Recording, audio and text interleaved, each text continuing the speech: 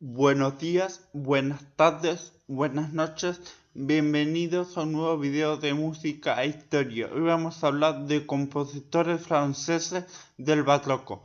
Los principales compositores franceses del barroco fueron Jean-Baptiste Lully, Marc-Antoine Charpentier, François Couperin, Jean-Philippe Rameau y Michael Richard Delalande. Lully y Charpentier fueron importantes compositores de ópera y música religiosa, mientras que Couperin y Rameau destacaron en la música para teclado. Delalande compuso música para la corte y la iglesia. Baptiste Lully, 1632-1687, principalmente conocido por sus óperas y ballets, fue el compositor dominante de la ópera francesa en el reinado de Luis XIV. Marc-Antoine Charpentier, 1643-1704, destacó por su música religiosa, incluyendo motetes, y también compuso música teatral. François Couperin, 1668-1733, considerado uno de los más importantes compositores de música para teclado, especialmente para el clave. Compuso suites de danzas y otros trabajos. Jean-Philippe Rameau, 1683-1764, un importante compositor de ópera, música de teclado y teoría musical. Sus óperas y teorías musicales marcaron una nueva etapa en la música francesa. Michael Richard Delalande, 1657-1726, compuso principalmente música religiosa y para la corte, incluyendo motetes y serenatas. Jean-Baptiste Lully.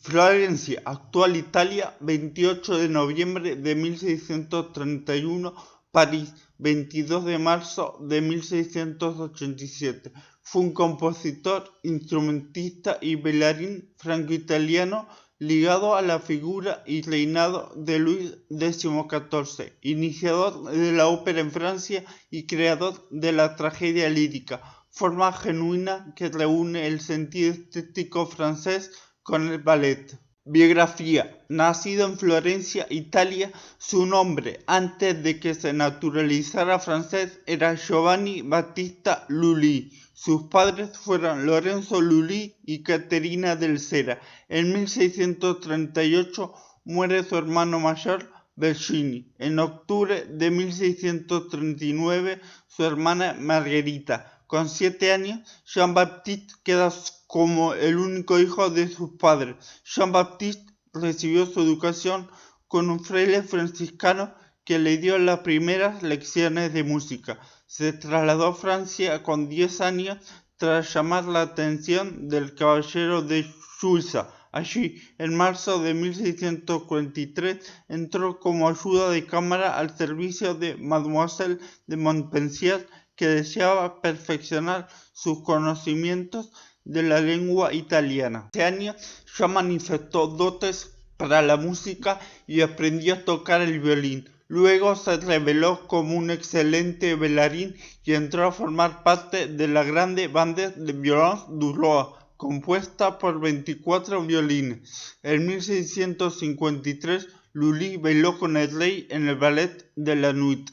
En 1652, con 20 años, entró al servicio de Luis XIV como bailarín de ballet y violinista. Más tarde dirigió una de las orquestas reales y en 1662 fue nombrado director musical de la familia real. Sobresalía por entonces como violinista, director y compositor. Obtuvo rápidamente la dirección de una nueva orquesta, la Bande des Petits Violons. Perfecto cortesano y hábil hombre de negocios, muy pronto se convirtió en el primer compositor de la corte y sus arias y ballets consagraron su reputación. Apoyado por Luis XIV, llegó a ser compositor de cámara y finalmente superintendente de la música de su majestad. Naturalizado francés en 1661, A los 29 años de edad se casó algunos meses después con Madeleine Lambert, con quien tuvo 6 hijos y cuyo padre, el también compositor Michel Lambert, era el director musical de Mademoiselle de Montpensier. A partir de 1664 trabajó regularmente con Molière, con quien creó un nuevo género, la comedia-ballet, sin renunciar por ello al ballet cortesano de manera definitiva. Cortesano astuto, consiguió mantener el favor real a lo largo de toda su vida, lo que le permitió manejar la suerte de otros compositores franceses.